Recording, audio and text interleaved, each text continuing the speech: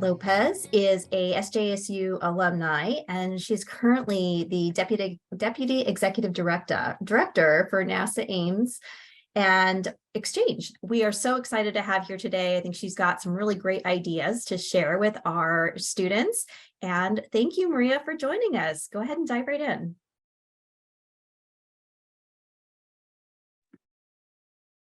Great. Thank you so much for having me here today.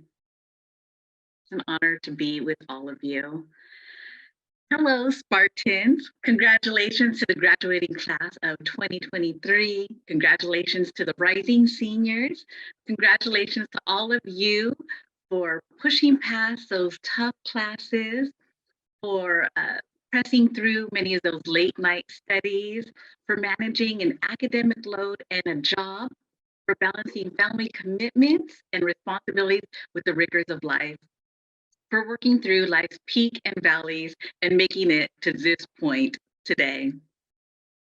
I'm looking back and I recall my college experience, and I'm going to be honest with you, it took me 14 years to earn my bachelor's degree. Yes, you heard it right, 14 years to earn my bachelor's degree. Every year, my mom would ask me, "Are you graduating this year?" And I would say yes. I don't think she believed me though, as the years went on. During those 14 years, let me tell you, I was disqualified from San Jose State not once, but 2 times due to my poor academics. Thankfully, I never gave up. Let me tell you, I started out going to school full time and I didn't do the greatest, but I don't know what made me add a part-time job at Macy's as a sales associate. And I thought I would do okay, but no, I didn't do any better. But I needed to make some money, like a lot of us do in college. That didn't quite work out. And then I decided to go to school part-time and work part-time while I was still working at Macy's. That didn't really work out either. And then I don't know what quite happened. I guess I found my niche working for an academic outreach program with a full-time position and going to school full-time. And that seemed to be my niche. And the thing that really motivated me was I loved working with students. And it also pushed me to kind of get my degree, because how could I be working for an academic outreach program and I don't have my bachelor's degree? So it kind of just gave me that motivation to continue on and just keep on pressing forward. Let me tell you, during that time, I never would have imagined getting my master's degree, which I eventually did in public administration from San Jose State University. And during that time, I would have never imagined having an incredible career and working at NASA. As you graduate and lift off to your career and the rising seniors lift off to the final stretch, I wanted to explore your career as a rocket launch. Of course, since I have to represent NASA a little bit. So the first step and foundation of a rocket launch is to get to the launch pad. So number one, in getting to the launch pad, my advice to all of you is to realize your value. Recognize that all your experience, whether education, work, or personal, the great times and the challenging times have meaning and can enhance your contributions to your work, to your business, and to your community involvement. Your experience includes your success and those challenging times that you learn from and develop. Your experience also includes your community involvement. Through your volunteer efforts, you learned about teamwork. You learned about making a positive impact on society. And this is huge because employers and teams, they want people who want the best interest of their team. I'm going to take you back again to my being disqualified from San Jose State. I never would have thought that anything good could have come from that experience, but something really did. What happened was, through being disqualified and through working as an academic outreach program coordinator, I developed a passion to be able to serve students. And later on, when I eventually graduated from San Jose State, I tried a few other things, and then you're gonna laugh because I was like, I want to go back to STEM and I want to go back to education and outreach, and I just did a Google search for I wanted to be a minority program education coordinator for someone in STEM, for an organization in STEM. So I did that, and this job came up. And the moment that I saw the job, I knew that I was the perfect person for it. And believe me, I don't have that much confidence, but when I saw it, something just clicked. And so I applied for the position, and amazingly, I was selected for the position. And I never would have thought that they would have selected me. And this was an opportunity at NASA, actually.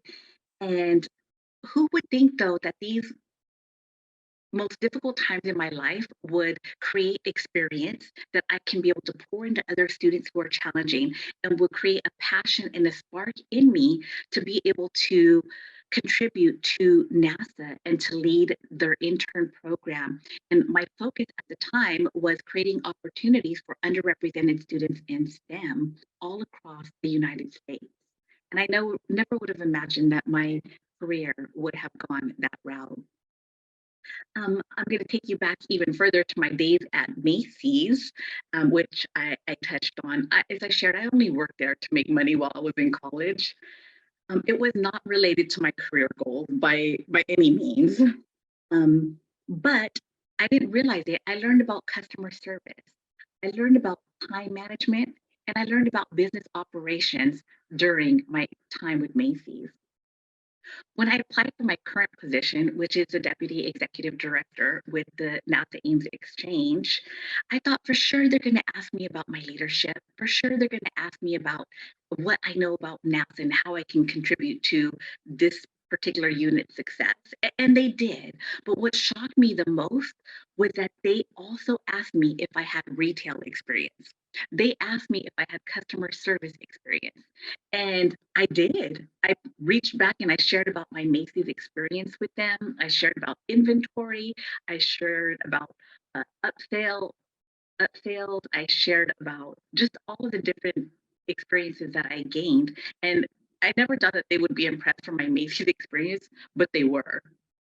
And I'm proud to say that I was selected for the position and have this incredible role that I would have never even dreamed of. And I would have definitely not thought that my Macy's experience would have ever had any value, but it really did. And so every single thing that you're doing right now, it may not come together within your first job or your second job, but you'll be surprised how everything comes together one way or another down the road. So I want to encourage all of you to realize that through all of your experience, you bring great value to the teams, the businesses, and the community organizations that you are a part of. The second step to a rocket launch is to get the engine lit up. So in getting the engine lit up, I encourage you to get your career engines lit up. And in doing that, one way you can do that is to embrace diversity, equity, inclusion, and accessibility, known as DEIA. Do your part to increase diversity by participating and bringing your unique experiences to the table. Do your part to increase equity by examining who's at the table for these different meetings, for these different projects, and who is missing, and working to change practices to open doors for others to meaningfully contribute. Tella Whitney, she's a former CEO and president of the Anita Borg Institute for Women in Technology, stated, diversity drives innovation. When we limit who can contribute, we in turn limit the problems we can solve. So maximize who's at the table because you want the best solutions to the challenges that you're facing. I wanted to share a few examples with you from NASA about DEIA and embracing everyone and realizing that every single person is a part of the team. Here's one example of a very unique contribution. At NASA, we all have security clearance to be able to work there. There are different levels of security clearances. There's low level, medium, and high level. Believe it or not, there's a custodian, and she received a very high level clearance to be able to work in a particular area and support that unit while they work on these classified projects.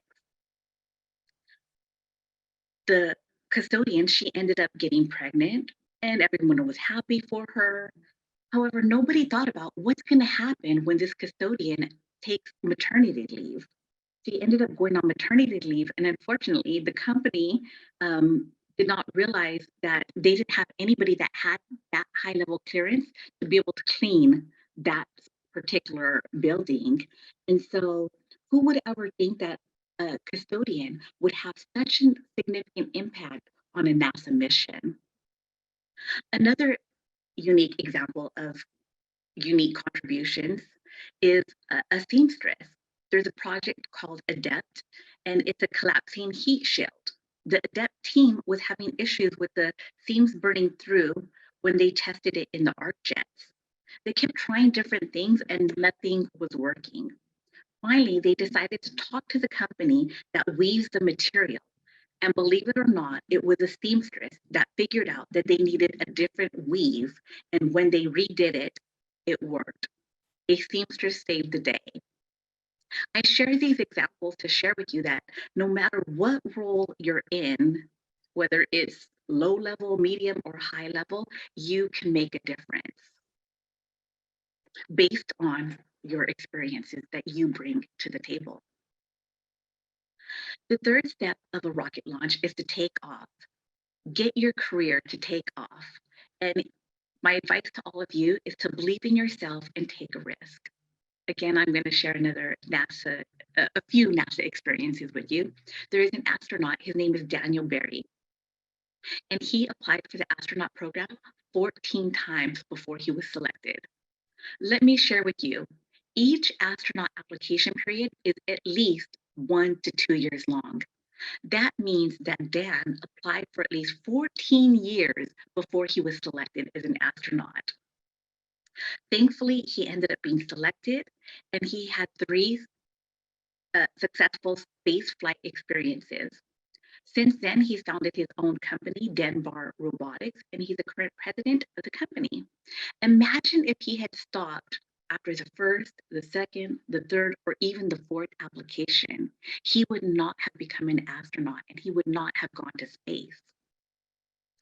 So in Dan's outreach, he does a lot of outreach across the world, and he shares a particular example, and I'm going to share that example with you. He talks about persistence, and he gives an example of a chair being a block to you reaching your goals, whether they're academic goals, personal goals, or career goals. He said sometimes you need to get the chair and place it aside, and then you can reach your goal.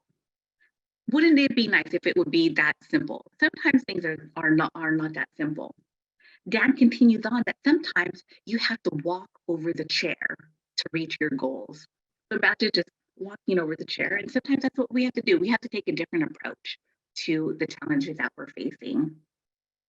And my favorite example that Dan gave is sometimes you have to actually pick up the chair and throw it out to reach your goals. And when he talks, he actually has a chair there and he throws the chair. And of course, everyone's like, whoa. So, but I didn't want to do that here because I'm in a little room. So, but I hope that you can imagine that and just see that whatever challenges you face, that there is a way to not only face them, but to be successful and overcome those challenges. And so whatever your goals are, believe in yourself and take the risk. That's what Dan did. He took the risk and he applied time and time again till finally he was selected. There's another astronaut, his name is Jose Hernandez, and Jose was raised in California. He grew up in California, and he was actually, his parents were migrant workers. And so quite often, every summer, he was in the fields with his parents, picking whatever the fruit of the season was.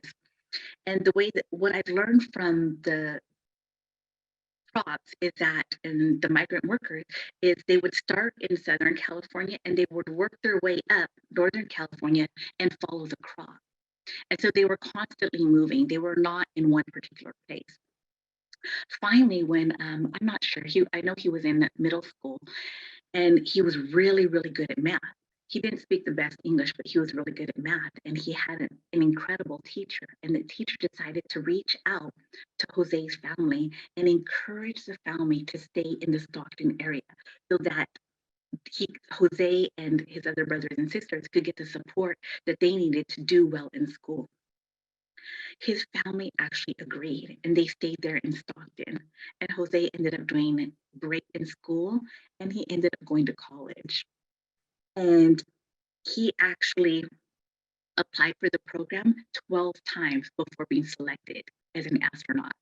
So again, you know that's a minimum of 12 years. Can you imagine applying for a job that many times? I don't know that I could do it, but after hearing their experience, if I want to reach a goal, I'm definitely going to keep them in mind and keep on going for it. One of the unique things that Jose did was every time that he was not selected, he looked at the astronauts that were selected. So for one class, he saw that there was a pilot. So he went and he became a certified pilot. Another class, he saw that there were certified divers. And so he became a certified diver. And he kept on building on his experience.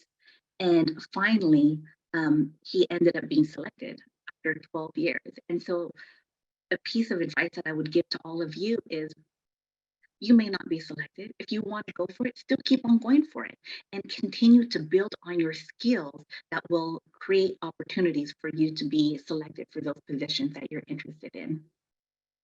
So part of believing in yourself and taking a risk includes connecting your passion to your purpose. At NASA, we have photographers and we have professional writers to communicate the NASA mission to the public. We also have a fire department, a police department, human resources, business and logistics professionals, scientists, engineers, attorneys, and more. There's a spot for everyone at NASA. And I'm sure many businesses have many spots for different fields. So connect your passion to your purpose and go for that company that you want to work for, or start your own company. As you launch your new endeavors, remember to, one, realize your value, two, embrace diversity, equity, inclusion, and accessibility, and three, believe in yourself and take a risk. In conclusion, I have a special wish for all of you, my fellow Spartans. There was an astronaut, Kalpana Chawla. She was the first woman of Indian origin to go to space. My wish for all of you is a quote from her. And she said, "The path for dreams to success does exist. May you have the vision to find it, the courage to get onto it, and the perseverance to follow it. Wishing all of you a great journey."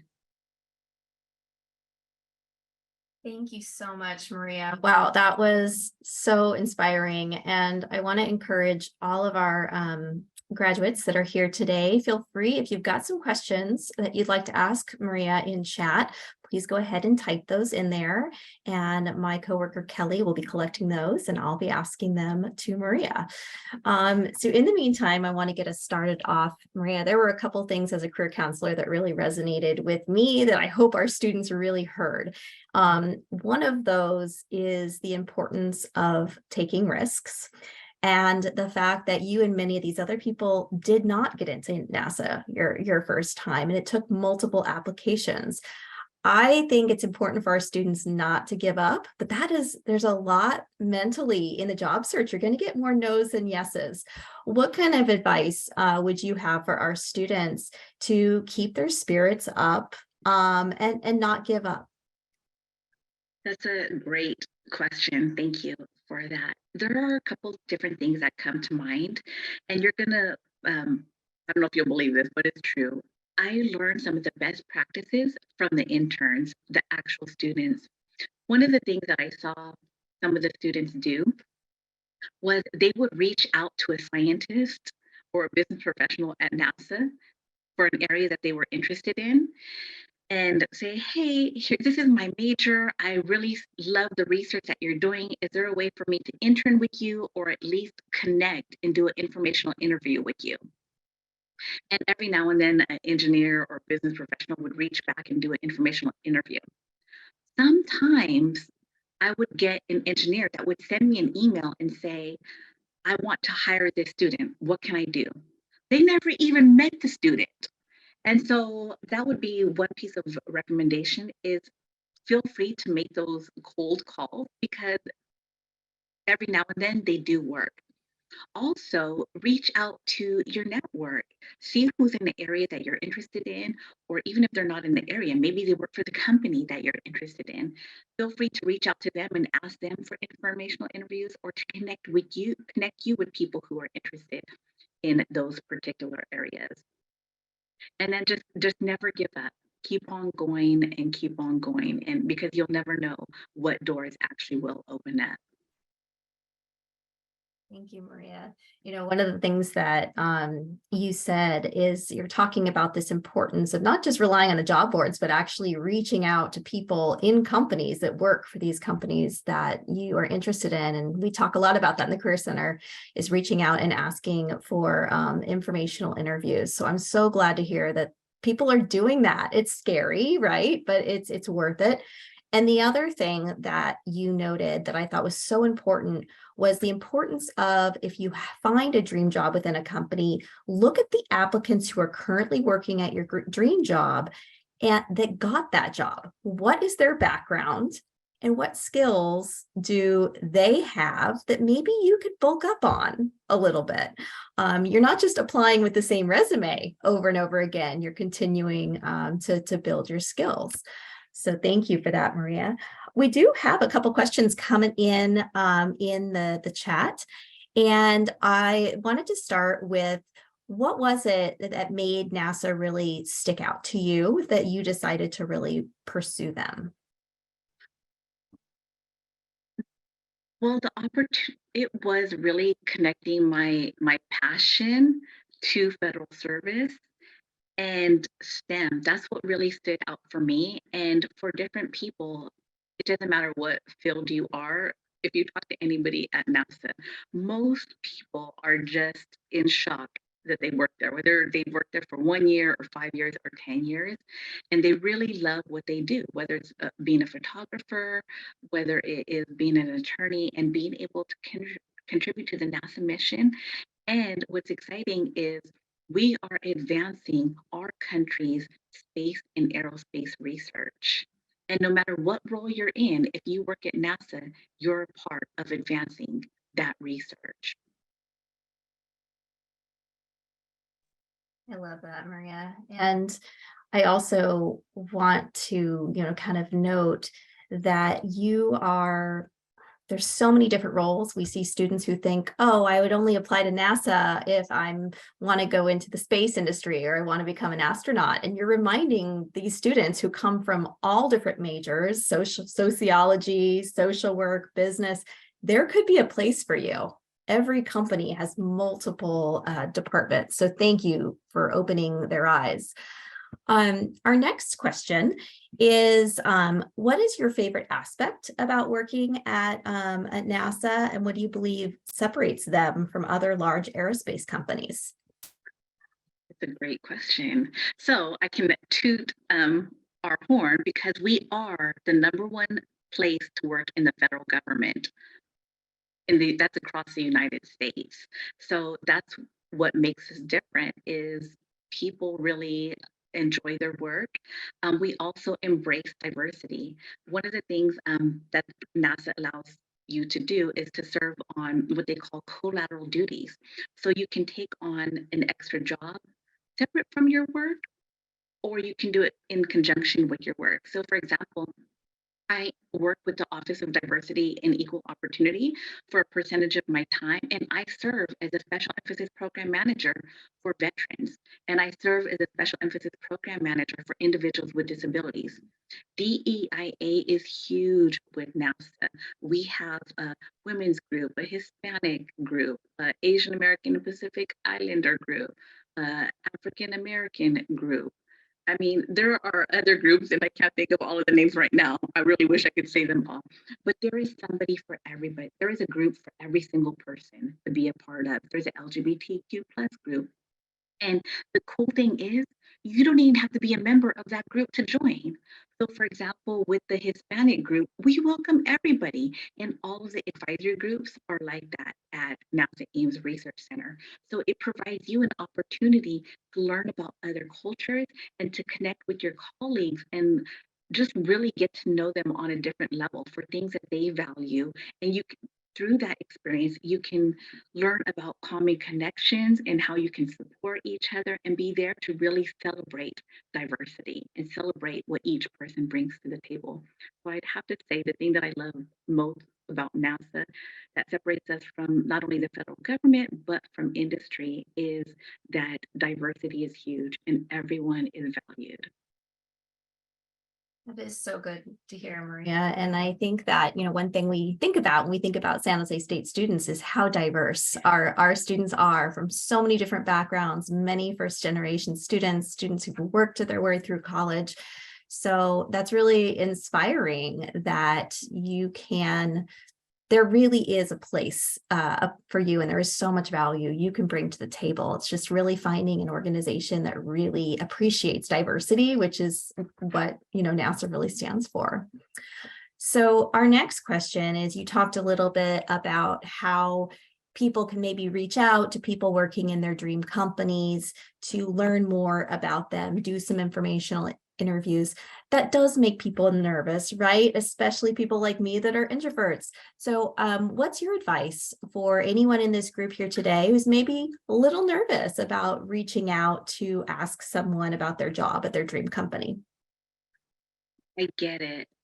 I was in high school, I was really outgoing, but something happened in college that really just made me shy.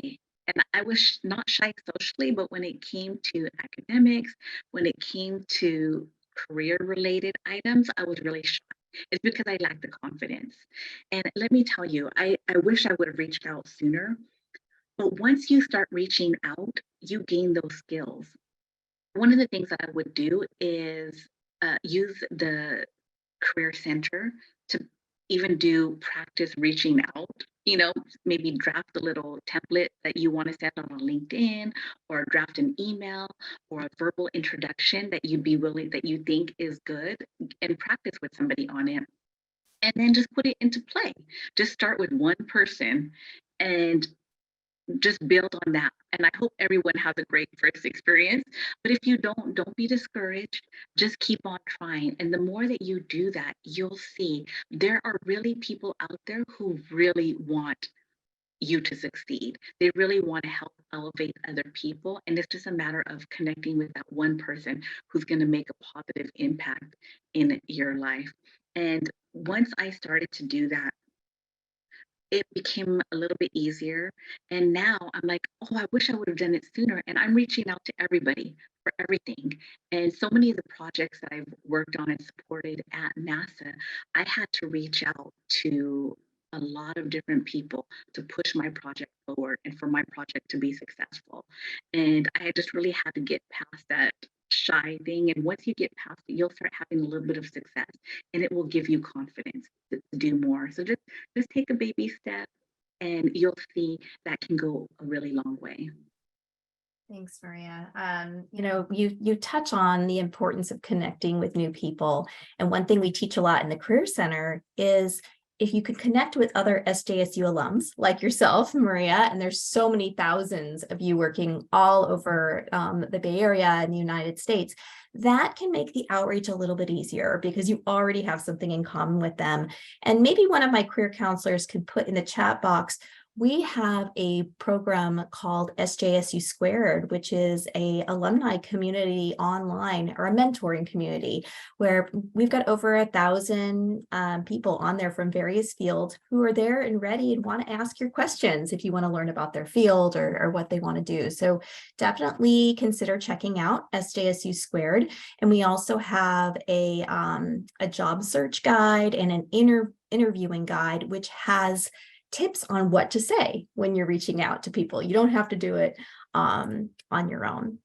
So our next question is, what can you tell us as far as time management. You know, these students are now maybe full-time looking for a job, but maybe they're also taking care of family.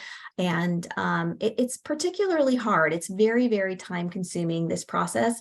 And you're going to get, again, more no's than yeses. What advice do you have them for when it comes to like time management in your job search process? I love that question. One of the things that I did that I believe you should do is, for example, Monday through Friday, look and apply for at least one job, probably even more, but at the minimum, one job per day. But I would give yourself time off also. Like I wouldn't do it every single day. So maybe take off Saturday, Sunday, or whatever day your relaxation day is. Take off a day just so you can unwind. Um, Also, you want to be sure, not only during this process, but in your careers. I actually wanted to put a point on this in my um, presentation is be sure to make time for yourself. I have a friend that always tells me, Maria, be gentle to yourself. So make sure that in this process, don't be hard on yourself. Make sure that you look out for yourself the way that you would look out for a friend and encourage yourself the way that you would encourage a friend and take rest. Because it's a good practice to start. Because once you get that job, if you don't have it already, like things just kind of get busy and busy and busy. So if you like to go to the spa or if you like to go for a run, make sure that you make time for yourself daily and weekly and monthly. And for those of you that are even in school, I'm a firm believer in that also. I remember I went to a workshop on how to get a 4.0, and I was like, okay, I don't expect to get a 4.0, but if I could get a 3.0, I'll just adjust it to make how to get a 3.0. But that was actually one of the pieces of advice that the person gave. And that person graduated with a 4.0 in chemical engineering. And she said, you have to make at least 15 to 20 minutes a day for yourself. And then if you can, a little bit longer per week. And I've tried to hold on to that. And so with time management, still make the time to do it, but then also make time for yourself. I'm so glad you touched on self-care. It's so important in the job search process and leaning on students or people in your same boat. You guys have over 130 other recent graduates and soon to be graduates on the call with us today. And many of you have introduced yourselves in the chat. So if you see someone in there who's in your major, make sure you say hello and stay in touch with these people. My next question, Maria, is someone had said that, you know, your anecdotes about people continuing to pursue jobs in fields or companies, even after rejection, is really, really inspiring. With that said, do you have any tips on knowing when to give up, when to move on to something else? What are the red flags so that students don't feel like they're pestering people? Because there is a fine line, right? Right. I don't listen. I'm probably the wrong person to ask for that question. I never give up. So, I mean, obviously, it took me 14 years to get my bachelor's degree. I don't know. I don't believe in giving up. Maybe it's a matter of redirecting. Um, so one of the things and I also wanted to touch on this also. So it's good that some of these questions are leading to the things that I wanted to touch on when I spoke, is I think you have to be open to different opportunities also. So although you may be looking over here, maybe there's something along this way that you would have never thought of doing. Don't say no to this other opportunity because you don't know what opportunity that is going to lead to. I always thought that my entire career would be in STEM education. I just love STEM education. And once I was doing that, I'll be honest, I was working like 60-hour work weeks.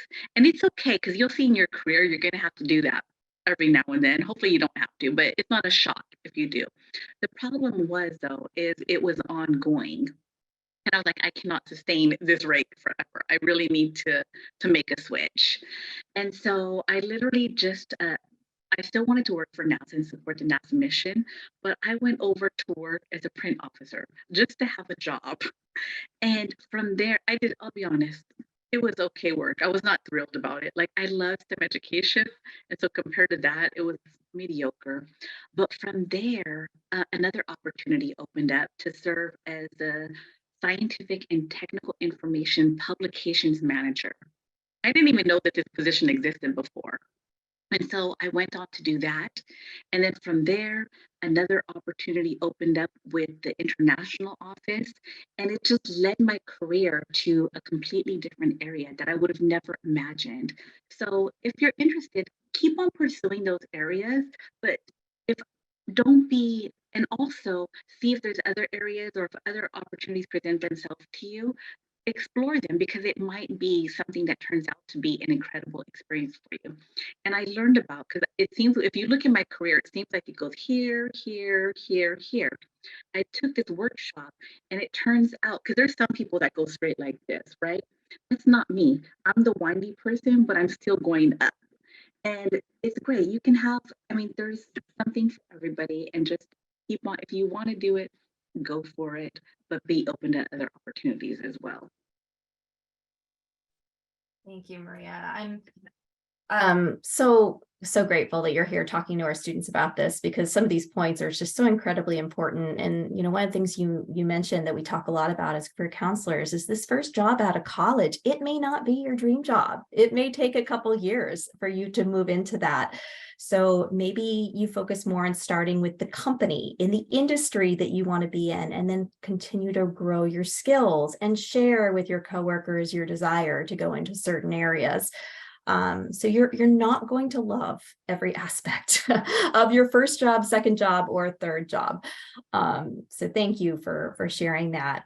Maria, we have a really important question in the chat box. Is that diversity and DEIA is very close to heart for our students, and the question was like, there's all these companies out there. How do you actually go about vetting a company's true commitment to DEI and, their work culture in general?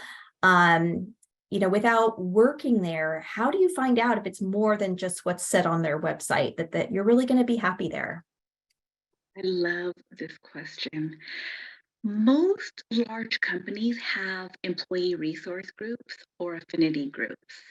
And so if you can, and a lot of them, they're on the website, or if you find one person, you can ask if they're a part of it. What I would try to do is reach out to somebody in one of those affinity groups and ask if you can go to one of their events, or ask if they would be willing to do an informational session with you. And you can ask them, like, do you feel that you're embraced, or what is unique about culture and diversity in your specific role and also within the company? And then taking it even further, you can also ask uh, questions through email about, just ask for research, like what is the percentage of women in supervisory roles, for example, because that could show if they embrace women in leadership roles. You can ask them these uh, through email, and they'll respond back to you, or you can even ask them during the interview process. And then you can even ask during the interview a question about diversity, because I think it will show a lot. If there really is a company that really embraces diversity, it will show in their response to you. As if it, opposed to another company, maybe it's just out there for visibility, but then you'll see it also in the response. It won't be as enthusiastic, or it won't be thought out. Great. Yeah, one of the things that I've shared with students in the past is, if you know you're passionate about something, let's just say it's diversity, you could always Google. There's usually awards that are given to a number of companies every year for, this company is the fastest growing, or this company has the best happiness rate for diversity. So I don't know the names of all of those, and maybe Maria, but talking to people, looking up some of those lists can be a good way to start coming up with companies that you might want to look into. Right. You bring up a good point, which I also want to add on to. Maybe some of you, I know, for example, if we look at NSBE, the National Society of Black Engineers, or SHIP, the Society of Hispanic Professional Engineers, there are companies that invest and give money to those particular organizations. So that is also key because they're putting their money where their mouth is. So you will also want to see who, if you're part of any of these organizations, look and see who the sponsors are of those organizations because it shows that they value diversity. Absolutely. Great tips. I want to switch gears just a little bit, Maria. This question came through the chat, and I think it's so important because as new graduates, sometimes students are trying to figure out what are my strengths? What do I have to offer? And if you're struggling with that, I encourage you to reach out to a career counselor here at San Jose State. You do have access to alumni can work with us for up to a year after graduation, and we can help you identify that. But the question in the chat is, what soft and hard skills and abilities do you feel like are most valued at the department that you work with? I love this question. So it's going to be very specific for the department that I work with. But one of the things that I've noticed in each of the different roles is critical thinking and being creative and resourceful. Some of the challenges that we've faced in the positions that they've been there for years. And so people looked at the challenge in the same way and just did the same old thing, and you get the same results. And then I come in to a new role and I'm like, okay, this other company is doing this. Why don't we try this? Or this other NASA center is implementing this project. How about we ask them for their training guide or ask them to train us and then we implement it? And so it really is just, like I said earlier, taking a risk on yourself, taking a risk on the project, but being strategic about those risks. I would say that that is the hard skills in terms of project management, and then also time management, and and then the soft skills are communication is huge. Being able to communicate to people that you don't know that are successful in the other projects, to be able to get them to maybe, I've reached out to other NASA centers that I've never communicated with and said, I saw you're working on this project. This is something that I kind of want to do. Would you be willing to give us your information? And they give us their whole training guide. All I have to do is go in and change it from their NASA center name to my NASA center name. And then I get the credit for that. Of course, I give them credit, for that, but I look good to my center. And so it's a matter of being resourceful and creative also. I would say those are soft skills for my particular role. Thank you, Maria. I just wrote resourceful in big, huge caps on my paper. And I just want to reiterate that one of the things we encourage students to do is, if you know what industry you want to go into, or you have a field you're interested in, to try and maybe go on LinkedIn and find some groups of professionals who are doing that and join, because there is so much sharing of information out there. Maria reaches out to other people in her aerospace industry to get ideas about what their company is doing. It's not little silos. Everyone really is communicating to one another. So I love that. Thank you.